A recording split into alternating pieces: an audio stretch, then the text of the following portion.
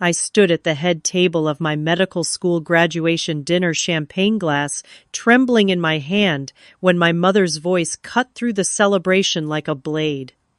Honestly, we wish you were never born. The entire restaurant went silent. 27 years of being the family disappointment crystallized in that single moment. My father nodded in agreement.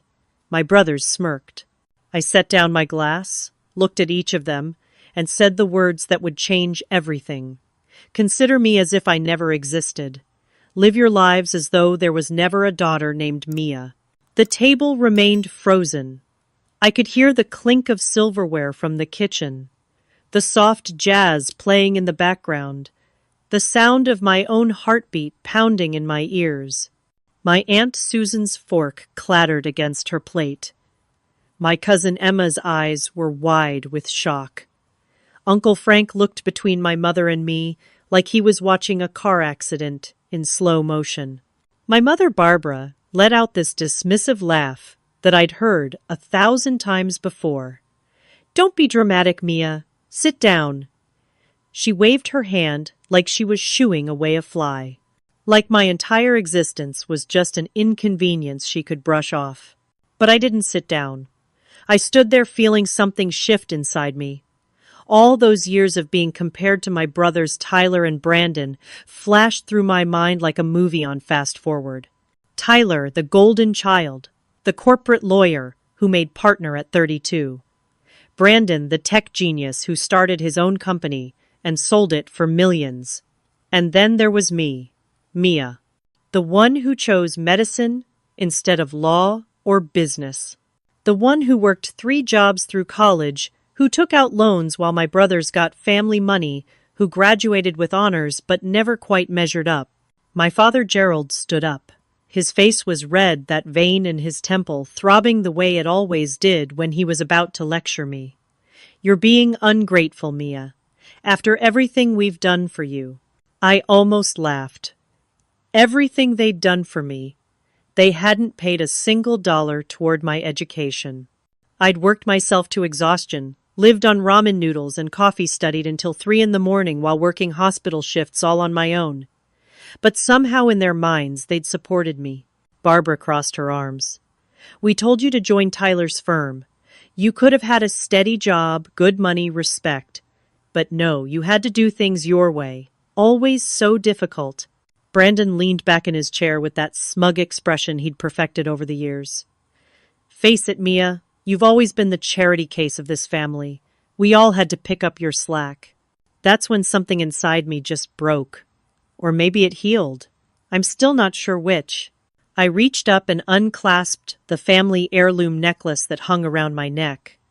My grandmother Dorothy had given it to me when I graduated college, even though my mother had said it should go to a more deserving grandchild. The gold felt cool in my palm.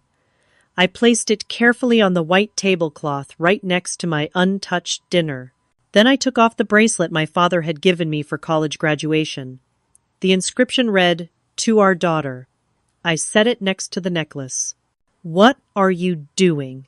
Barbara's voice had an edge now. I looked at each of them, Tyler in his expensive suit, Brandon with his designer watch, my parents in their country club finest, and I felt nothing but clarity. "You said you wish I was never born. I'm granting your wish. As of this moment, you have no daughter named Mia. I don't exist to you. Live your lives exactly as you want without me in them." My friend Amanda grabbed my arm. "Mia, wait." I squeezed her hand. "I'm okay. I promise." And the strange thing was, I meant it. I walked out of that restaurant without looking back. I didn't run. I didn't cry. I just walked one foot in front of the other, through the tables of shocked diners, past the hostess, stand out into the cool evening air. My car was parked 3 blocks away. I made it all the way there before my hands started shaking so hard I could barely get the key in the ignition. I drove to my apartment, this tiny studio I'd just signed a lease on 3 weeks before. My residency was supposed to start in 3 weeks at Memorial Hospital. Everything was planned out. Everything was finally coming together. I sat on my second-hand couch and pulled out my phone. I blocked my mother's number, then my father's, then Tyler's and Brandon's. I went through my social media and blocked them there too. Then I opened my email and typed out one message to all four of them. You said you wish I was never born. Your wish is granted. I no longer exist to you. Do not contact me. Do not reach out. We are done. I hit send and felt this weight lift off my shoulders. I actually smiled. For the first time in my entire life, I felt free. That feeling lasted exactly 4 hours. My phone started buzzing.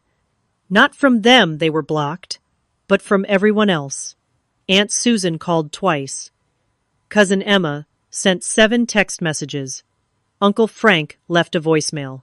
Extended family members I hadn't heard from in years suddenly had my number. The messages were all variations of the same thing. What happened? Your mother is so upset. Can we talk? Family shouldn't fight like this. But then Grandma Dorothy called.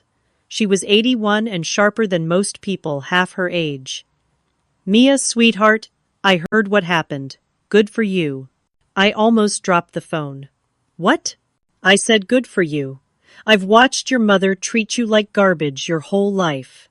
About time someone stood up to her. Are you okay? I started crying then. Real ugly crying. I think so, Grandma. You call me if you need anything. Anything at all. I mean it. We talked for an hour. She told me she'd already called Barbara and told her she was ashamed of her. That made me feel a little better, a little less alone. But then my friend Amanda texted me. Mia, your mom is trying to reach you through me. She sent me a message to give you. Do you want to hear it? What does it say? She says if you don't apologize and come back, there will be consequences. I stared at that text for a long time. Not an apology, not remorse, a threat, consequences. I texted back. Tell her I said no. And Amanda, please don't pass along any more messages from her. I won't. I'm here if you need me. Love you. I turned off my phone and went to bed. For the first time in months, I slept through the night without nightmares about disappointing my family. 3 days later, I woke up to an email notification on my laptop. The sender was Dr. Patricia Hartley, the residency director at Memorial Hospital. The subject line read, Urgent, we need to discuss your residency position. My stomach dropped. My hands went cold. I clicked it open with shaking fingers. Dr. Chen, please contact my office immediately to schedule a meeting before your start date. A matter has come to our attention that requires discussion. Dr. Patricia Hartley. I read it 3 times. Each time that word matter seemed to grow bigger, more ominous. What matter? What could possibly have happened? I'd already completed all my paperwork, passed all my requirements, finished everything I needed to do. I called the office as soon as they opened. The secretary, who'd always been friendly before, sounded cold. Dr. Hartley can see you at 2 o'clock this afternoon. Please be on time. I arrived at Memorial Hospital 45 minutes early. I couldn't help it. My anxiety was through the roof. I sat in my car in the parking lot, trying to calm my breathing, going through every possible scenario in my head. Had I made a mistake on my paperwork? Had something gone wrong with my licensing? Had they found a better candidate and were rescinding the offer? The thought that it might be connected to my family flickered through my mind, but I pushed it away. That was paranoid, right? They couldn't possibly reach into my professional life. Could they? At exactly 2 o'clock, I walked into Dr. Hartley's office. She was a woman in her late 50s, with gray hair pulled back in a neat bun, and sharp eyes that had probably seen everything in her 30 years of medicine. She gestured to the chair across from her desk. Thank you for coming in, Mia. Her voice was professional, but I caught something in it. Concerned disappointment, I couldn't tell. Of course. Your email said there was a matter to discuss. She opened a folder on her desk, and pulled out several sheets of paper. We received some communications over the past few days that have raised concerns with our administration. My heart started pounding. What kind of communications? Anonymous emails and phone calls to our hospital board. Multiple people have reported concerns about your character, your stability, and your fitness for the pressures of a medical residency. I felt like I'd been punched in the stomach. What? That's not true. Who said that? Dr. Hartley slid the papers across her desk. These are printouts of the emails we received. They describe an incident at a public dinner where you allegedly had a breakdown. According to these reports, you threw jewelry, violently screamed obscenities at your family members, and stormed out in what witnesses described as an unstable rage. I stared at the words on the page. The graduation dinner. But that wasn't what happened. That wasn't what happened at all. Dr. Hartley, that's not true. None of that is true. My voice was shaking. Yes, there was an incident at my graduation dinner, but it wasn't like that. My family said something incredibly hurtful to me, and I quietly removed some jewelry they'd given me and left. I didn't throw anything.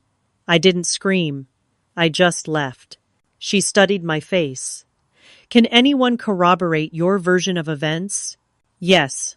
My friend Amanda was there. Several of my classmates from medical school were there. At least a dozen witnesses who saw exactly what happened. I was talking fast now, words tumbling over each other. Dr.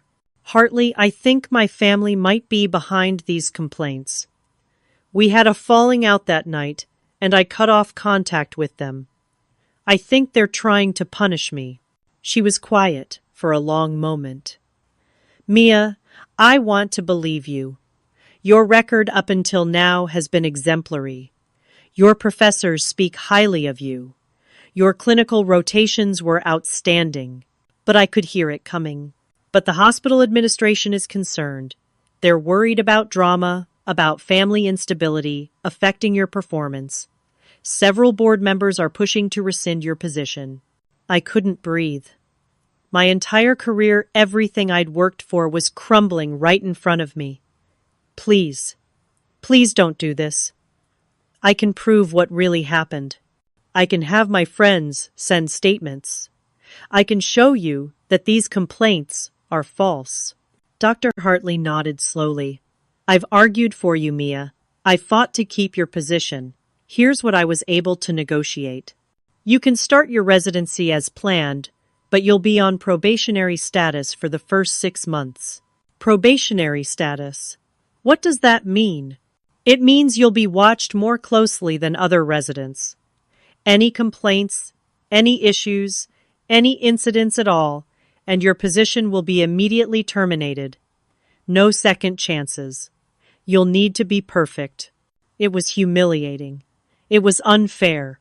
But it was better than losing everything. I understand. Thank you for fighting for me. Document everything, Mia. If what you're saying is true, and your family is behind this, you need to protect yourself. Get those witness statements. File complaints about the false reports. Build your defense. I left her office feeling nauseous. I sat in my car and called Amanda immediately. She answered on the first ring. Mia, what's wrong? You sound terrible. I told her everything. She was furious. That's insane. I'll write a statement right now. I'll get everyone else who was there to write them too. This is absolutely not okay. True to her word, within 2 days I had detailed written statements from Amanda and 3 other medical school classmates who'd attended the dinner. They all said the same thing. I'd been calm, I'd been quiet, I'd left peacefully. There had been no violence, no screaming, no instability. I submitted everything to the hospital administration with a formal complaint about the false reports. I felt like I was fighting back, like I was taking control. I should have known better. 2 days before my residency was supposed to start, my phone rang. Unknown number. I answered it anyway. Hello. Is this Mia Chen? Yes. Who's calling? This is Ralph Sanders. I'm the landlord of the apartment you're renting on Oak Street. My mouth went dry. Yes. I'm calling to inform you that your lease is being terminated effective immediately. I've already rented the unit to someone else. You have 72 hours to vacate. What? You can't do that. I have a signed lease. I paid first and last month's rent and security deposit. You provided false information on your application. I received a call from your previous landlord saying you were evicted for property damage and unpaid rent. That's fraud, and it voids the lease. That's not true. I've never been evicted. I left my last apartment on good terms. Who called you? I'm not at liberty to say, but the information was very detailed and came from what seemed like a credible source. I've already made my decision. 72 hours, Miss Chen. I'll mail your deposit back once I've inspected for damages. He hung up before I could argue further. I sat on my couch, the one piece of furniture I owned, and tried to process what was happening. Someone had called my landlord with lies. Someone was systematically attacking every part of my life.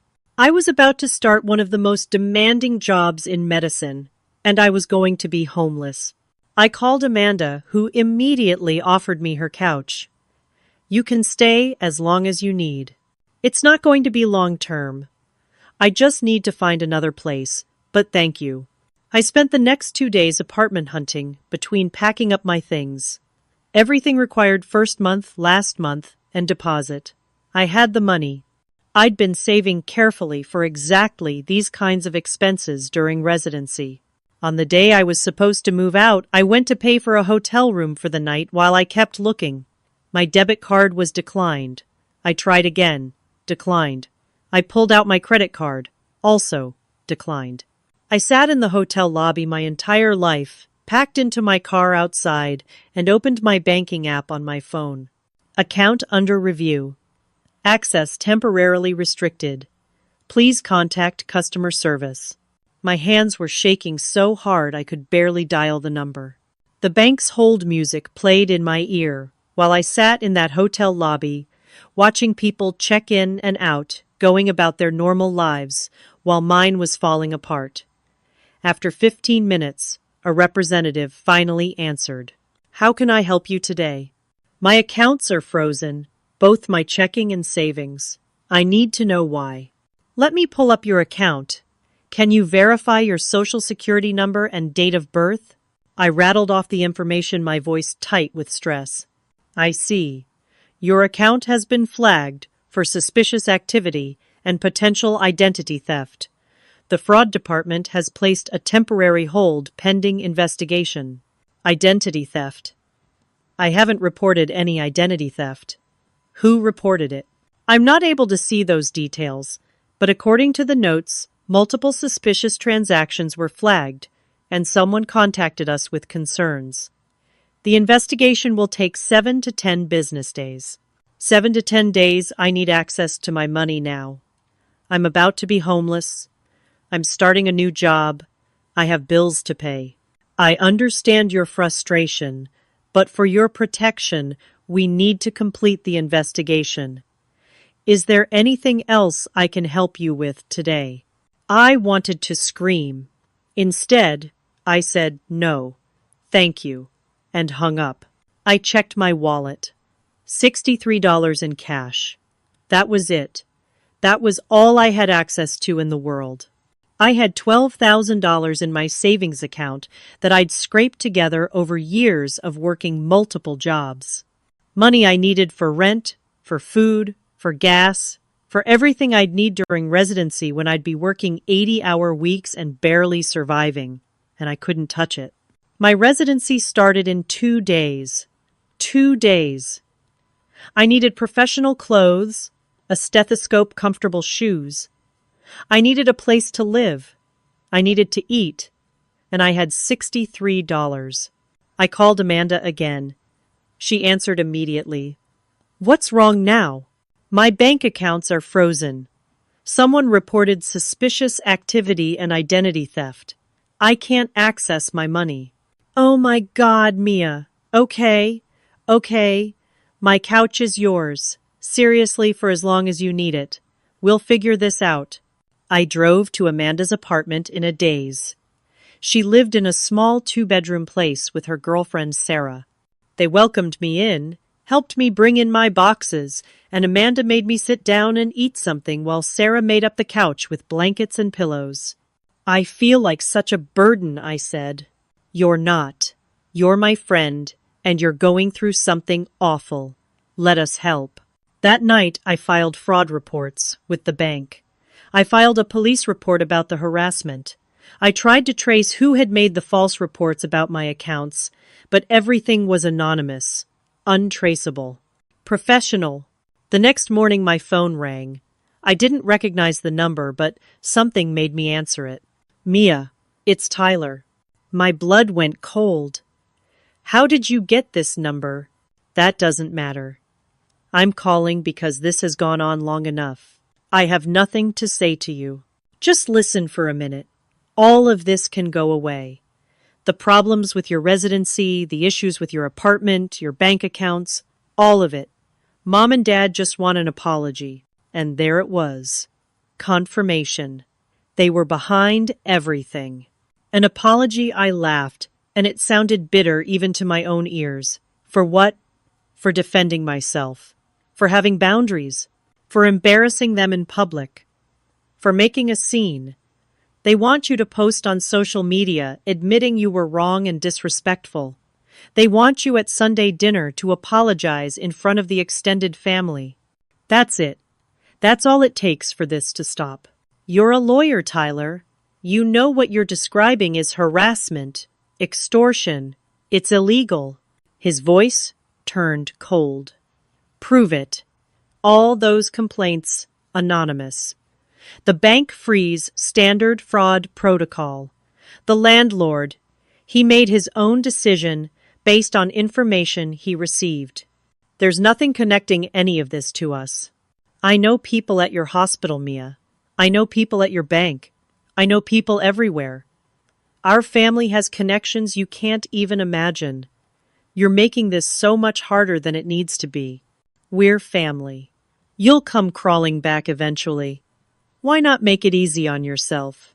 Something snapped inside me. I'd rather lose everything than give you the satisfaction. Don't ever contact me again. I hung up and immediately blocked the number. Then I sat there shaking, adrenaline coursing through my body. Amanda came out of her bedroom. Who was that? My brother. Confirming what we already knew. They're behind everything. We should go to the police. He's right, though. There's no proof. It's all anonymous, all circumstantial, and he's a lawyer with connections. I'm nobody. You're not nobody. You're about to be Dr. Mia Chen, and you're going to be amazing. I wanted to believe her. I really did. The next day, I started my residency. I put on the one professional outfit I owned that still looked decent. I wore my old sneakers because I couldn't afford new shoes. I drove to Memorial Hospital on a quarter tank of gas because I couldn't afford to fill up. And despite everything, despite being exhausted and stressed and terrified, I showed up. I did my orientation. I met my fellow residents. I worked my first shift in the emergency department. And I was good. I was really good. The attending physician, Dr. Marcus Reynolds, even pulled me aside to say I'd done excellent work with a difficult patient. For a moment, I felt hope. Maybe I could survive this. Maybe I could push through and come out the other side. During my lunch break, I checked my phone. There was a message from Dr. Hartley's secretary. Dr. Hartley needs to see you in her office immediately. My stomach dropped. I walked to her office on legs that felt like jelly. Dr. Hartley looked exhausted. Mia, I'm sorry. I fought for you. I really did. What happened? The hospital received an anonymous letter this morning. It claims you falsified parts of your medical school application. Specifically, it alleges that you plagiarized data from a research project in your third year. I felt dizzy. That's not true. None of that is true. I know, or at least I believe you. But the hospital administration has no choice. We have to investigate. And until that investigation is complete, you're suspended from the residency program effective immediately. Suspended. For how long? I don't know. It could be weeks. It could be longer. I'm so sorry, Mia. I walked out of that hospital in my scrubs, carrying the bag with my street clothes, and I got in my car and just sat there. I couldn't cry. I was too shocked to cry. My phone rang. It was the medical school dean's office. They needed to speak with me immediately about serious allegations. And that's when I realized the scope of what my family was doing. They weren't just punishing me, they were erasing me. They were destroying my entire professional life, piece by piece, until there would be nothing left. The drive back to my medical school took 3 hours. 3 hours of highway stretching out in front of me while my mind raced through every worst-case scenario. I'd built my entire life around becoming a doctor. 8 years of college and medical school. Thousands of hours of studying clinical rotations, sleepless nights. $230,000 in student loans. And now someone was trying to take it all away with lies. I pulled into the familiar parking lot of the medical school. I'd graduated from here just 3 weeks ago. I'd walked across that stage with honors. And now I was walking back in as someone under investigation for academic fraud. Dean Margaret Sullivan's office was on the 3rd floor. Her secretary, usually warm and chatty, barely made eye contact with me. "She's expecting you. Go right in." Dean Sullivan was a tall woman in her 60s, with silver hair and a reputation for being tough but fair. She'd always liked me, had even written one of my recommendation letters for residency. But today her face was grave, as she gestured for me to sit. "Mia, thank you for coming on such short notice. I'm sure you can imagine why I needed to see you. The plagiarism allegations. Dean Sullivan, I swear to you there's no truth to them. I would never falsify data or plagiarize anyone's work. Never." She opened a file on her desk. "Someone has sent us very detailed allegations. They provided what appear to be email exchanges between you and a classmate discussing sharing research data inappropriately. The emails are dated from your 3rd year regarding the cardiology research project you worked on with Dr. Torres. Can I see them?" She turned the papers around. I scanned the printed emails. They looked real. They had my email address, my classmate, Jennifer's email address, timestamps, everything. But I'd never sent these emails. I'd never even had conversations like this with Jennifer. These are forgeries. Someone created fake emails. Dean Sullivan, my brother Brandon, runs a tech company. He has the skills to create something like this. Please, you have to believe me. I do believe you, Mia. Or rather, I want to believe you. But you understand I have to follow protocol. The school must investigate any allegations of academic dishonesty, no matter the source. My hands were shaking. What does that mean for me? It means your status as an alumna is under review. If these allegations are proven true, your degree could be revoked. Until the investigation is complete, you're in a state of limbo. The hospital has already been notified, which I assume you know. I was suspended this morning. I'm sorry, I truly am. But Mia, you need to understand the seriousness of this. Even if we prove these allegations are false, the damage to your reputation has already been done. Your professional references are being contacted. Your colleagues are being interviewed. People are talking. I felt sick. How long will the investigation take? At least 3 weeks, possibly longer. We need to review all of your original research materials, interview your research partners and supervisors, examine the authenticity of these emails. It's a thorough process. 3 weeks. I'm supposed to be in residency right now. Every day I'm not there, I'm falling behind. And even if I'm cleared, who's going to want to hire a resident who's been under investigation for plagiarism, Dean Sullivan's expression softened. I know this is devastating. For what it's worth, Dr. Torres has already volunteered to help with the investigation. He supervised your research, and he's confident he can prove your work was original. That was something, at least. Dr. Richard Torres had been my research mentor for 2 years. He knew my work better than anyone. Thank you. I appreciate you telling me that. I left the medical school feeling hollow. My phone was buzzing constantly. I looked at the notifications. Messages from former classmates asking if the rumors were true.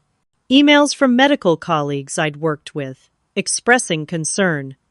Even a voicemail from a hospital where I'd interviewed for residency last year, rescinding their standing offer.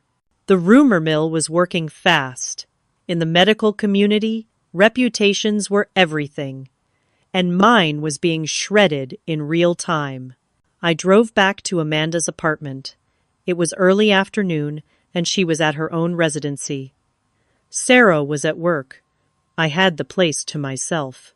I sat on their couch with my laptop and did something I probably shouldn't have done. I Googled myself. The first result was my professional LinkedIn profile.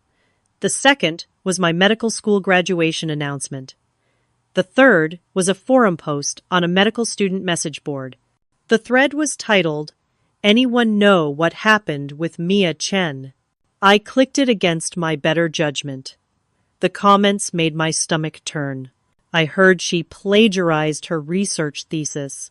My friends at Memorial said she got suspended from residency on her first day. Didn't she have some kind of breakdown at her graduation dinner? I always thought she was kind of unstable, too intense. People who didn't even know me were discussing my life, my character, my career, and every comment made me sound worse. I closed the laptop and put my head in my hands. For the first time since that dinner, I let myself really cry. Not quiet tears, but the kind of sobbing that shakes your whole body. I cried for the career I was losing, for the reputation being destroyed, for the 8 years of work being erased, for the future I'd planned that was crumbling to dust. When Amanda came home that evening, she found me still on the couch, exhausted from crying. Oh, Mia. She sat down and pulled me into a hug. What happened today? I told her everything. The meeting with Dean Sullivan, the fake emails, the investigation, the online rumors. By the time I finished, she was furious. This is insane. We need to fight back. We need to expose what they're doing, how there's no proof they're behind it. And even if there were, who would believe me? I'm just a suspended resident with a family that says I'm unstable. They have money connections, lawyers. I have nothing. You have the truth, and you have people who love you. My phone rang. It was Grandma Dorothy. I answered, and her voice was warm and concerned. Mia, sweetheart, I heard about what's happening. Frank called me. He's been keeping tabs on your mother. I want you to know I'm on your side. Thanks, Grandma. I'm also going to hire you a lawyer, a good one, someone who can fight this harassment. I can't ask you to do that. It's too much money. You're not asking, I'm offering, and I don't want to hear any arguments. Barbara is my daughter, but what she's doing is wrong. Someone needs to stop her. For the first time all day, I felt a tiny spark of hope. Within 2 days, I was sitting in the office of Carol Jensen, a sharp-eyed attorney in her 50s who specialized in harassment and defamation cases. Dorothy had hired her and was paying her retainer. Carol listened to my entire story, taking notes. When I finished, she sat back in her chair. This is a clear pattern of harassment. The problem is proving who's behind it. Everything's been done anonymously or through third parties, but we can start building a case. We'll file for a restraining order based on the pattern of behavior. We'll document every incident, and we'll be ready if they slip up and leave evidence. What about the plagiarism investigation? That's trickier. Your medical school has to follow their own process. But I can help you prepare your defense. Do you have any of your original research materials? All of it. I keep backups of everything. Good. We'll need to prove those emails are forgeries. That means getting a tech expert to examine them. I know someone who can help. For the first time in weeks, I felt like I had someone in my corner who knew how to fight back. But then, like everything else in my life lately, things got worse. Carol's investigator discovered that my bank accounts hadn't just been frozen. Before the freeze happened, someone had initiated electronic transfers out of my accounts. Over $9,000 was missing. How is that possible? I didn't authorize any transfers. Someone had your account information and security details. They transferred the money out in small amounts over several days to avoid triggering fraud alerts. Then they reported the suspicious activity themselves to cover their tracks. Can I get it back? Eventually. But you'll need to file fraud claims with the bank, and those take 30 to 60 days to process. 30 to 60 days. I'd be lucky if I had a career left by then. Despite everything, there was one piece of good news. Dr. Torres worked quickly. Within a week, he'd compiled all of my original research materials, complete with timestamps, drafts, and his own notes from our supervision meetings. He presented it all to Dean Sullivan with a detailed report. The plagiarism allegations were officially dismissed.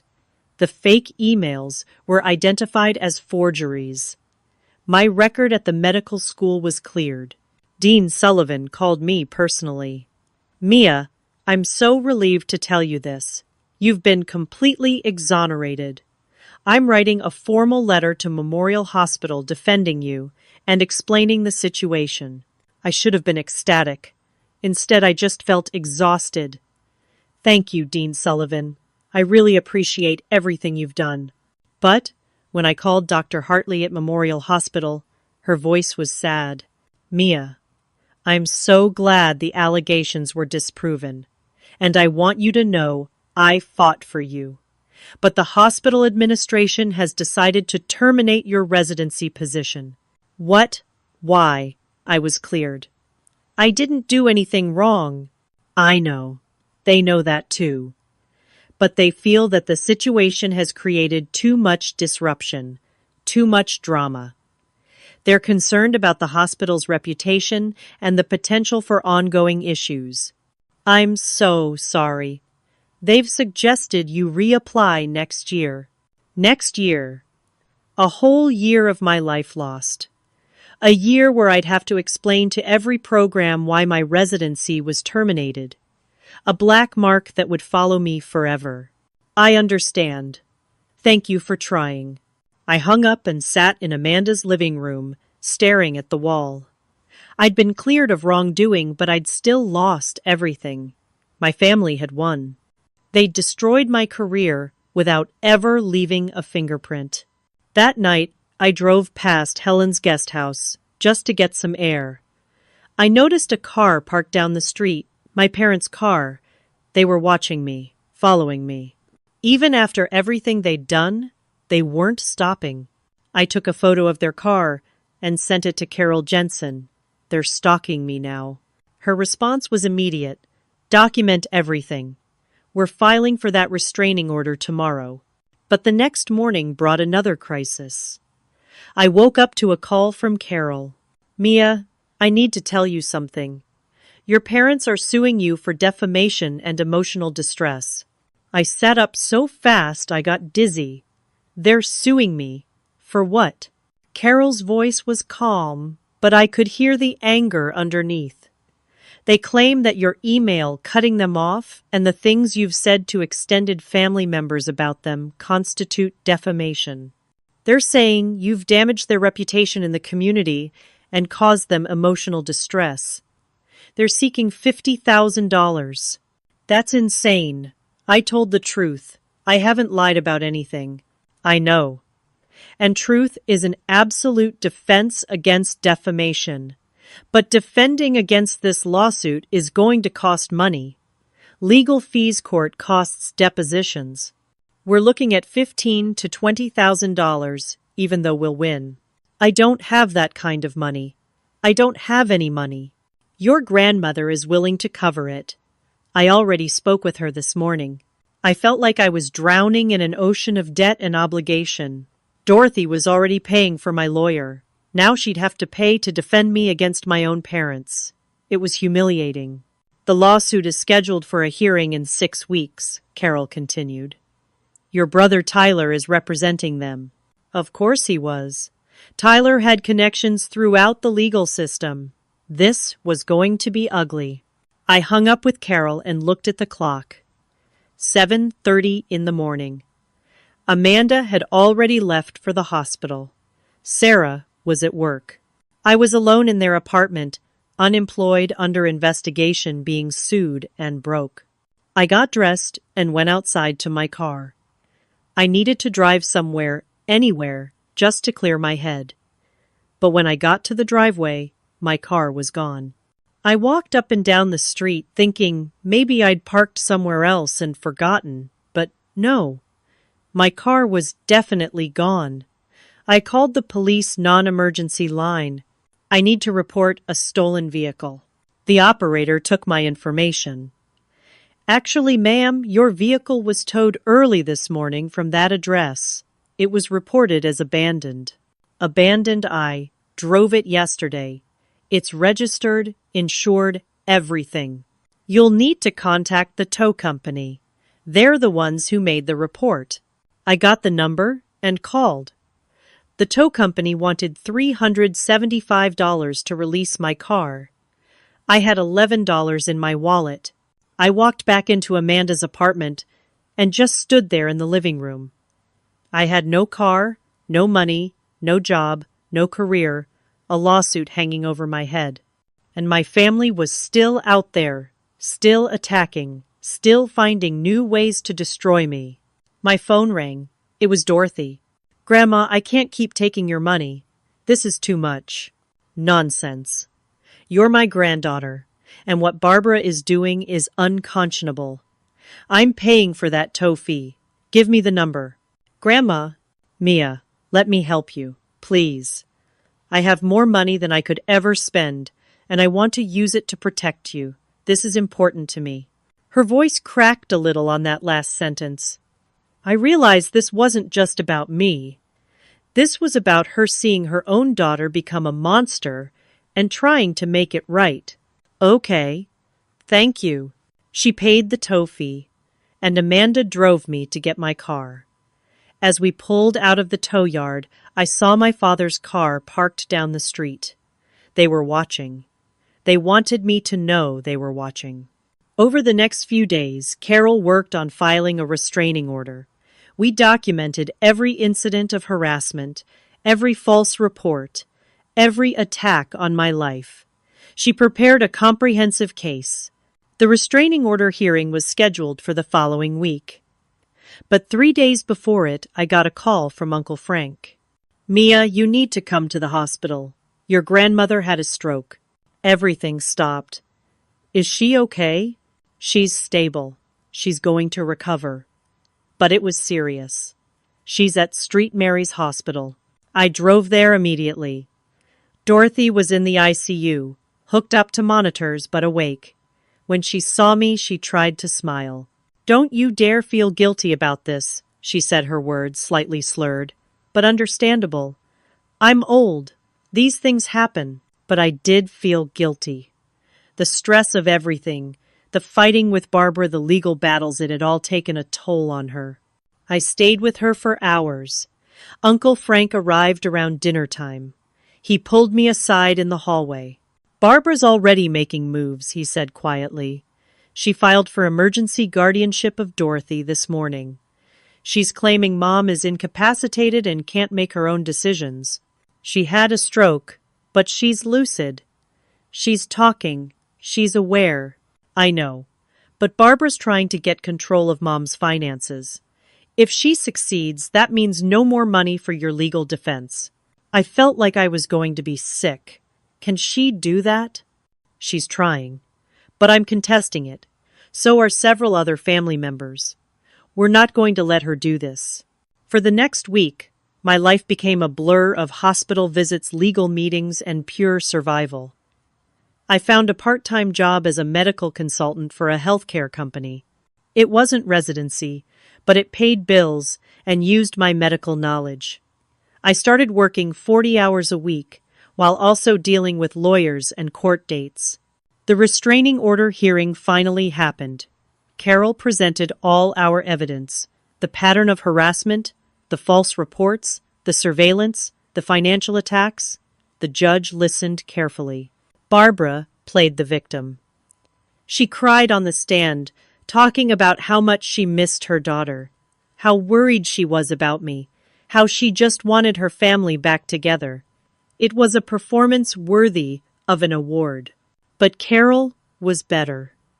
She presented phone records showing the number of times they'd tried to contact me after I'd asked them to stop.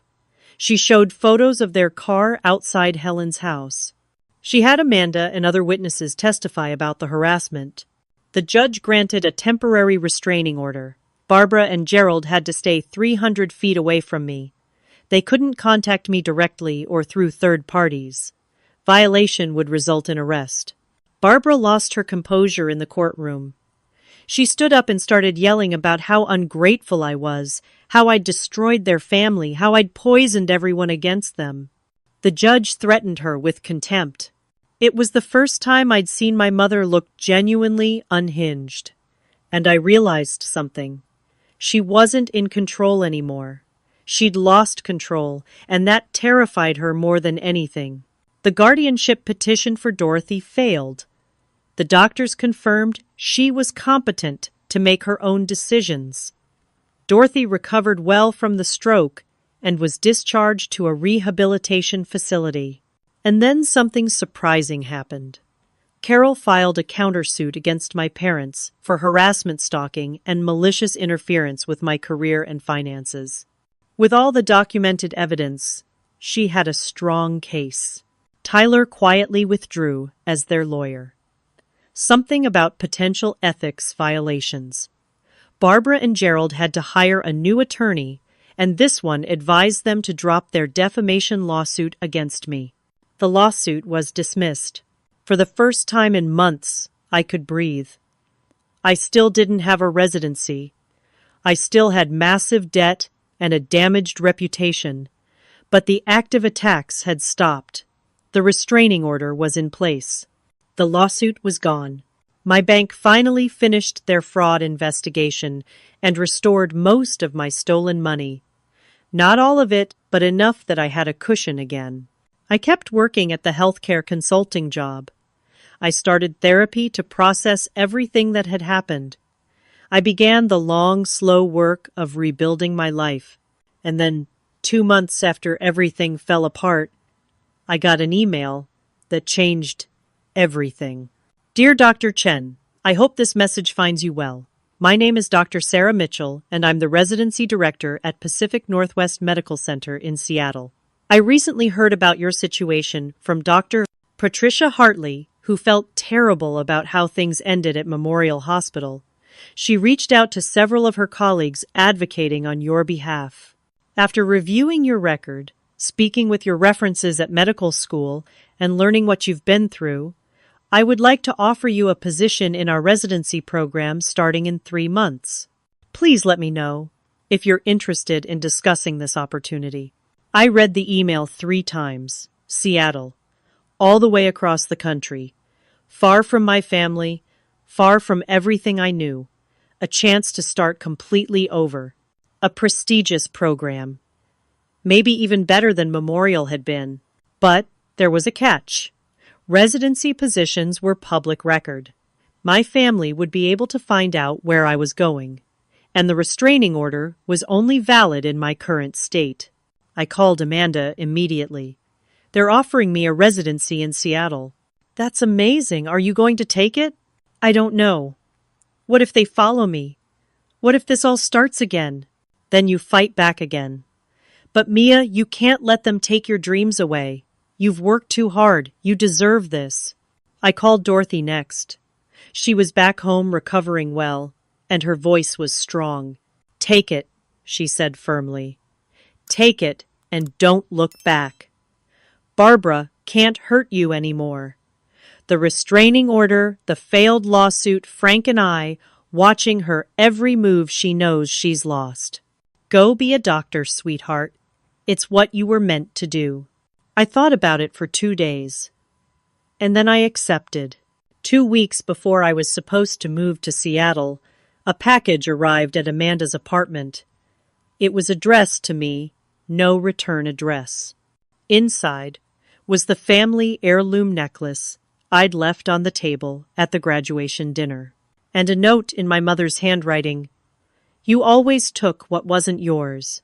You don't deserve this. You'll fail. I stared at that note for a long time. The old Mia would have been terrified, would have questioned herself, would have wondered if maybe she was right.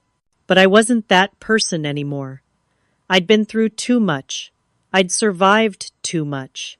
I put the necklace back in the box and put it in my storage unit. I didn't need it. I didn't need anything from them. And then I started packing for Seattle. The call came when I was halfway through packing up my life for the move to Seattle. Unknown number again, but something told me to answer. Mia, this is your Uncle Frank. We need to talk about what's really going on with your mother. I sat down on Amanda's couch, surrounded by boxes. What do you mean? I'm at the airport. I flew in from Portland because I spent time with your grandmother after her stroke, and she told me everything that's been happening to you. So I did some digging. Can we meet? This isn't something I want to discuss over the phone. We met at a coffee shop an hour later. Frank looked older than I remembered, but his eyes were sharp and angry. He ordered us both coffee and sat down across from me. I need to tell you something, and you're not going to like it. But you deserve to know the truth about why your mother has been so vicious to you. Okay. He pulled out a folder from his briefcase. I spent the last few weeks investigating Barbara and Gerald's finances, called in some favors, asked some questions, looked at some public records. What I found was worse than I expected. He opened the folder and showed me documents, bank statements, credit reports, legal filings. Your parents are broke, Mia. Not just struggling, completely broke. Gerald's business failed 2 years ago, but they've been hiding it. They're hundreds of thousands of dollars in debt. They're on the verge of losing their house. They've been living off credit cards and loans from Tyler and Brandon, trying to maintain appearances. I stared at the numbers on the page. It didn't make sense. They'd always seemed so successful, so put together. I don't understand. What does this have to do with me? Frank pulled out another document. This is a copy of Dorothy's will from 5 years ago. She changed it after Barbara tried to manipulate her into giving her money for one of Gerald's failed investments. In the current will, Barbara only gets 20% of the estate. You get 50%. The rest goes to other grandchildren and charities. My hands went cold. I didn't know that. Barbara knows. She's known for years. And she's been trying everything to either get Dorothy to change it back or get guardianship so she can control Dorothy's money. Your grandmother is worth about $4 million, Mia. Barbara is desperate. Suddenly, everything made sense. The cruelty at graduation dinner wasn't just about control or disappointment. It was about money. She wanted me broken, I said slowly. She wanted me dependent on them so they could manipulate me. Exactly. And when you cut them off instead, they panicked. Every attack since then has been calculated to destroy your independence. If you have no career, no money, no support system, you'd have to come back to them. Then they could control you, maybe even convince you to side with them about Dorothy's will. Or convince Dorothy I'm unstable and shouldn't inherit. That too. The plagiarism allegations, the harassment, all of it was designed to make you look unfit. If Dorothy believed you were having a breakdown, she might change the will. I felt sick. They've been systematically trying to destroy me for money. I'm sorry, Mia. I'm so sorry I didn't see this sooner. I've been on the other side of the country, and Barbara and I haven't been close in years. But when Dorothy had her stroke and told me what was happening, I had to look into it. Does Grandma know about their financial situation? She does now. I showed her everything. She's furious. She's talking about cutting Barbara out entirely. Over the next few days, Frank testified in the guardianship case, presenting all his financial research. The judge was not impressed with Barbara's desperation to gain control of her mother's assets while hiding her own financial ruin. The restraining order hearing had already happened, but Frank's information strengthened the case. Barbara and Gerald had to stay away from me. No contact, no third-party messages, 300 feet minimum distance at all times. I watched Barbara in that courtroom, and for the first time I saw her clearly. Not as my mother, but as a desperate woman who'd gambled everything on maintaining appearances and lost. She'd sacrificed her relationship with her daughter, her integrity, her reputation, all for money she was never going to get. And I felt nothing. Not anger, not sadness, just relief that it was over. The defamation lawsuit they'd filed against me collapsed under the weight of all the evidence. Carol's countersuit for harassment and malicious interference was so strong that their new lawyer advised them to settle immediately. They dropped their case, agreed to pay my legal fees, and signed documents agreeing to never contact me again under penalty of additional legal action. Tyler had already withdrawn as their counsel, probably realizing he'd crossed ethical lines by using his legal connections to help them harass me. Word got around the legal community. His reputation took a hit. My bank finally restored all the money that had been stolen from my accounts. The fraud investigation confirmed that someone with inside information had accessed my accounts and transferred money out before freezing them. The bank couldn't prove who, but they restored every dollar and apologized for the delay. Dorothy recovered fully from her stroke. She moved into an assisted living facility that was more like a luxury apartment complex, somewhere she'd have help if she needed it, but could maintain her independence. She remained sharp and in full control of her affairs, and she was more determined than ever to help me. "I'm giving you a check for $50,000, she said when I visited her. "Don't argue. It's a gift, not a loan.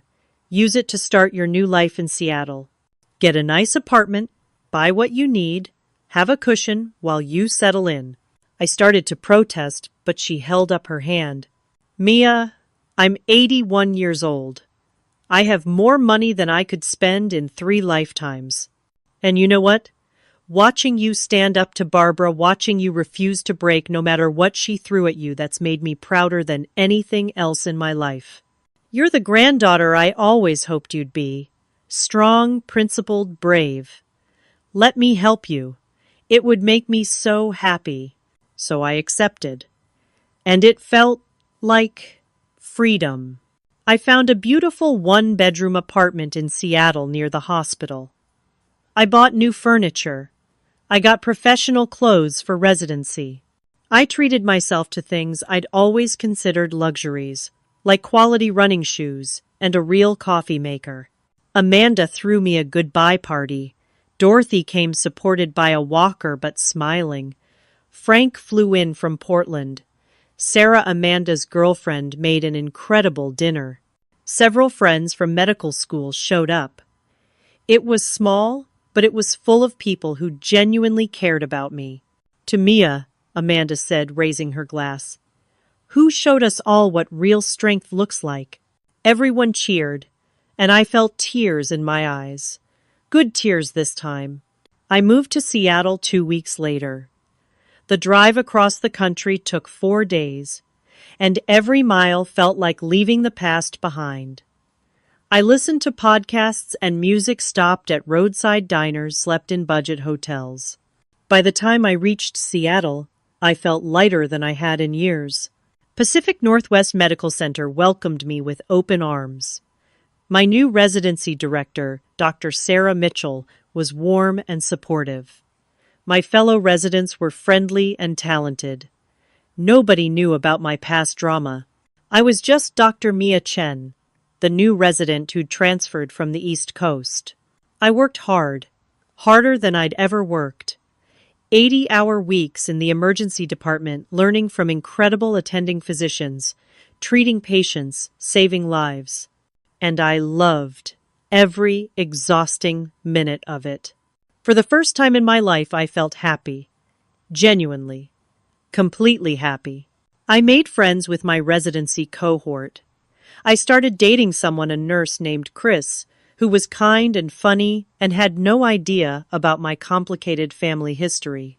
I adopted a dog from a local shelter, a sweet mutt named Charlie, who greeted me every day like I was the best thing in the world. I video called Dorothy every Sunday. I talked to Frank regularly. Amanda visited twice that first year, and we explored Seattle together like tourists. I went to therapy every week to process the trauma of what my family had done. My therapist helped me understand that cutting them off wasn't cruel. It was self-preservation, and that I didn't owe anyone access to my life, not even family. 18 months passed. 18 months of building a new life, a better life. I excelled in my residency program. The attendings loved me. My patient reviews were excellent. I was publishing research again, this time in emergency medicine. Everything I'd worked for was finally happening. And then one day, I got an email from Tyler.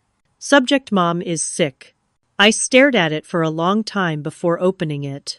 Mia, I know we're not supposed to contact you, but this is important.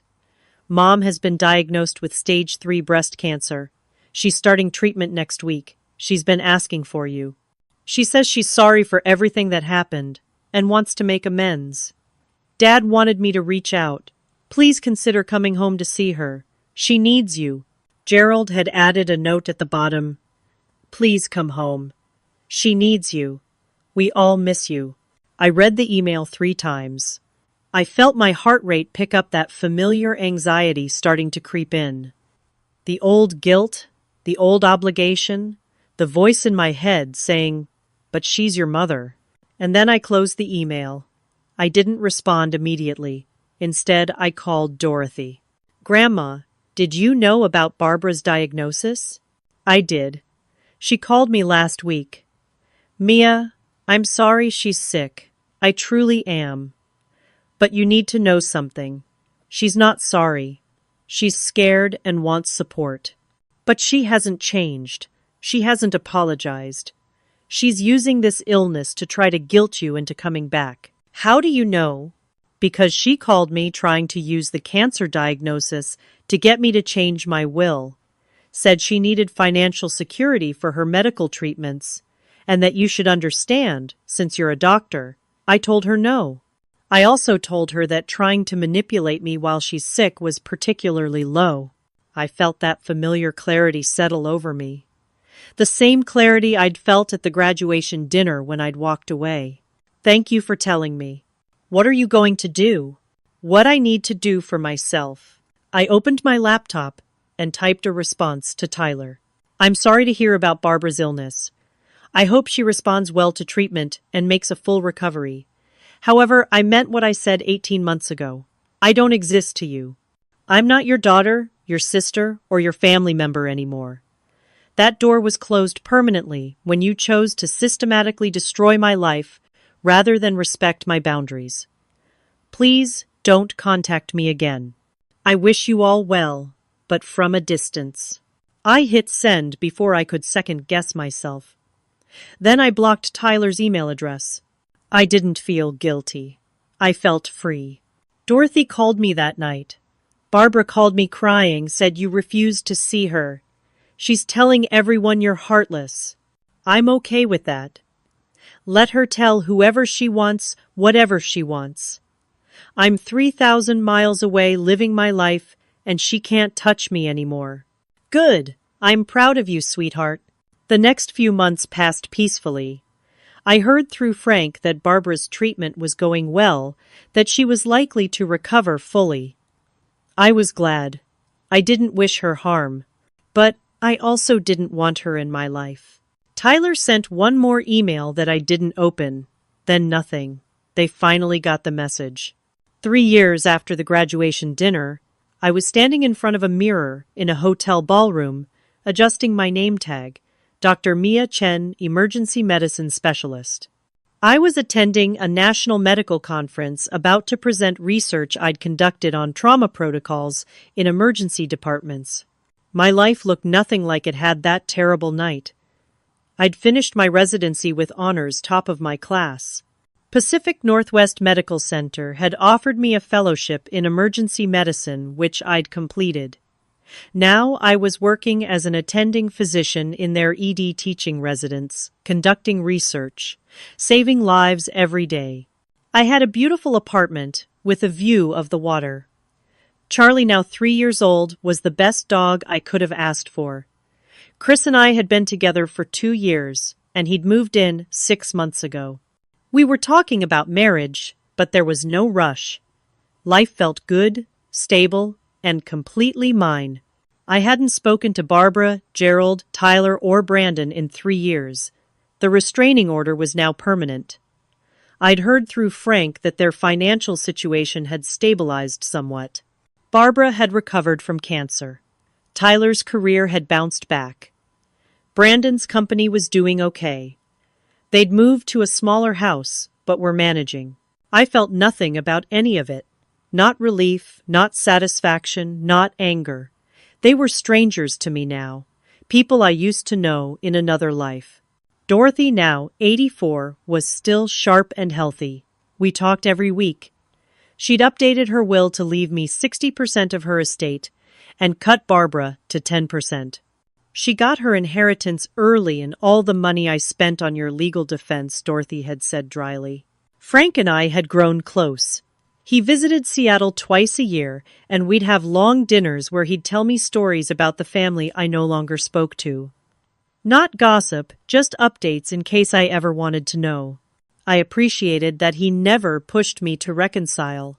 Amanda was thriving in her own career, now finishing up her residency in pediatrics on the East Coast. We visited each other every few months, and she was planning to be my maid of honor whenever Chris and I finally got married. As I stood in that conference ballroom, waiting to give my presentation, I thought about the scared young woman I'd been 3 years ago. Homeless, broke career, destroyed family, attacking her from every angle. I'd been so sure I'd made a terrible mistake by walking away that night. So sure I'd lost everything. Instead, I'd gained everything. A distant cousin, Emily, approached me in the hallway during a break. She'd been at that graduation dinner. We hadn't spoken since. Mia, oh my God, it is you. I've wanted to talk to you for years. Hi, Emily. I just wanted to say what you did that night at the restaurant walking away from Barbara and Gerald. That was the bravest thing I've ever seen. And it changed my life. I was surprised. How so? I was in a toxic relationship with my own parents. Not as bad as yours, but bad enough. Watching you set that boundary, watching you hold it no matter what they threw at you, it inspired me. I got therapy. I set my own boundaries. My life is so much better now, so thank you. She hugged me and walked away, leaving me standing there with tears in my eyes. I'd never thought about my actions affecting anyone else. I'd just been trying to survive. But maybe that was enough.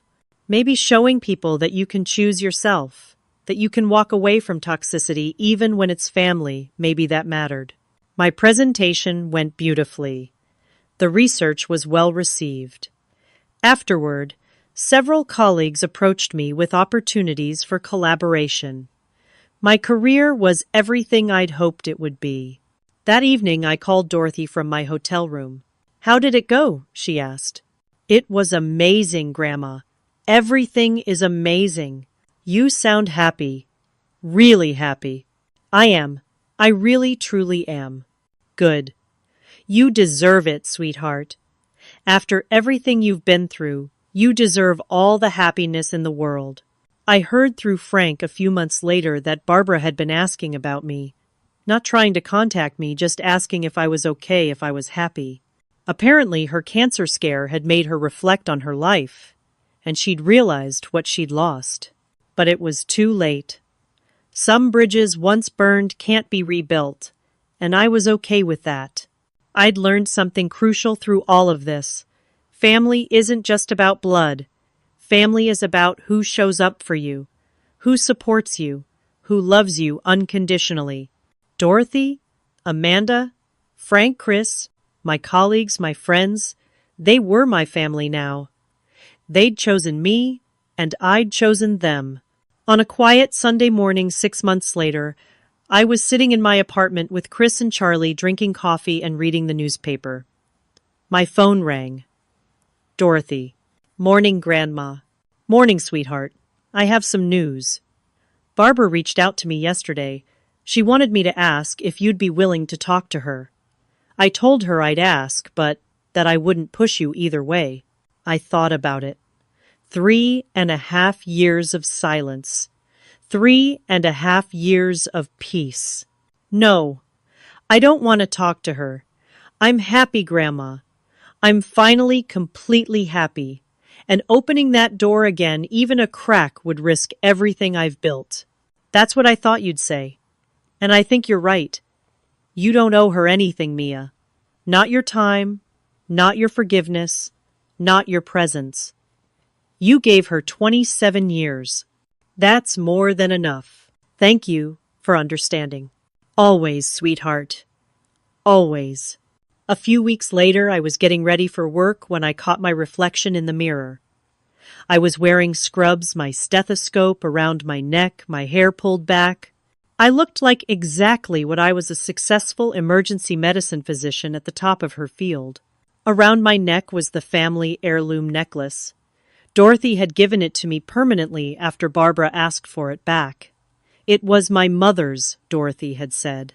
It should go to someone who represents the best of our family. That's you, Mia. But now it meant something different to me. It wasn't about Barbara's approval or family obligation. It was about Dorothy's love. It was about my own strength. It was a reminder of how far I'd come. I touched the necklace and smiled at my reflection. You did it, I whispered to myself. You became exactly who you were meant to be. And I walked out the door to go save lives free at last.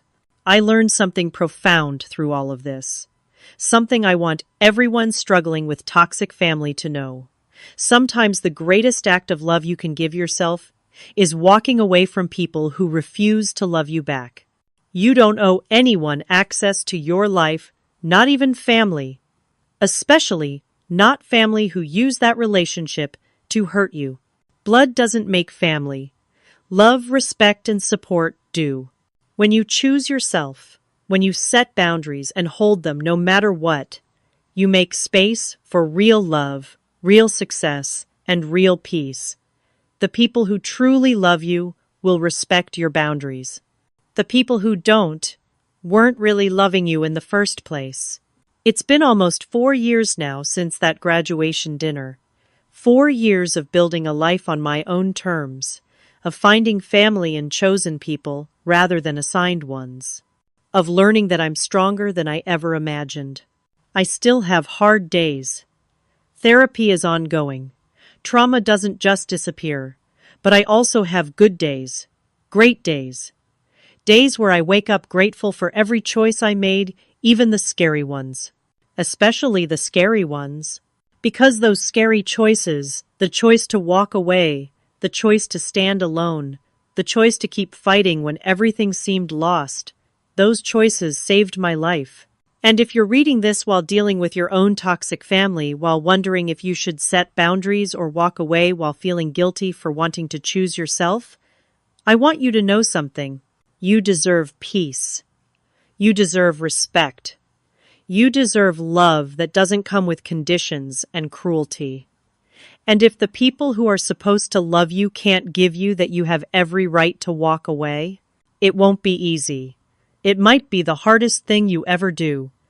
But on the other side of that difficulty is freedom, is peace, is a life that's truly yours. And that life is worth fighting for. Now I want to hear from you. Have you ever had to set boundaries with toxic family members? How did you find the courage to choose yourself? What would you say to someone struggling with a similar situation right now? Share your thoughts and stories in the comments below. Your experience might be exactly what someone else needs to hear today. If this story resonated with you, please take a moment to like this video. It helps others who might need to hear this message find it. And if you haven't already, subscribe to the channel for more stories about overcoming adversity, setting boundaries, and choosing yourself. Don't forget to hit that share button and send this to anyone who might need the reminder that they deserve better. Thank you so much for listening to my story. I know it was long, but these things, the real hard things in life, they don't have simple explanations. They're messy and complicated and painful. But they also lead to growth and strength and freedom. I hope wherever you are in your own journey, whatever battles you're fighting, you know that you're not alone, that your struggle is valid, that choosing yourself isn't selfish, it's survival. Take care of yourselves out there. Set those boundaries. Choose your peace. Build your chosen family. And never ever let anyone make you feel like you're not enough exactly as you are. Until next time, this is Dr. Mia Chen, reminding you that sometimes the best thing you can do for your family is to remove yourself from it.